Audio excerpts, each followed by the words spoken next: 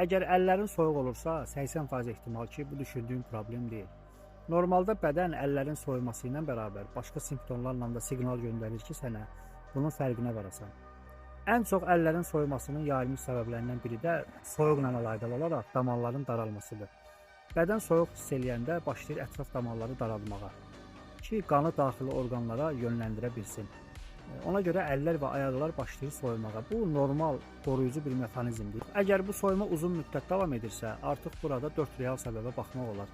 Birinci səbəb qan azlığını demək olar. Çünki qan azlığı zamanı oksigen daşınması azalır. Ətraf toxumalara qan çatır deyə üşümə artır. Amma bu təkcə əllərin soyuması ilə müşahidə olunmur. Həmçinin yorğunluq, solğunluq, baş gicəllənməklə də adətən müşahidə olunur. İkinci real səbəb qalxana bənzər vəzinin zəif işləməsi ola bilər. Çünki tiroid hormonları maddələr mübadiləsini tənzimləyir və bu hormonlar az olduqda bədən istiliyi azalır.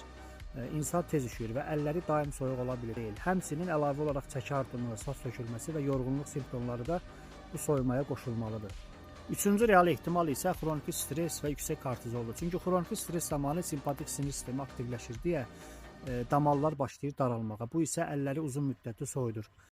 Və dördüncü real problemi isə Raynaud sindromu ola bilər. Bu sindrom da soyuq və stresslə əlaqəlidir. Və bu sindrom zamanı barmaqlar əvvəlcə ağarır, sonra göyərir, daha sonra isə qızarır.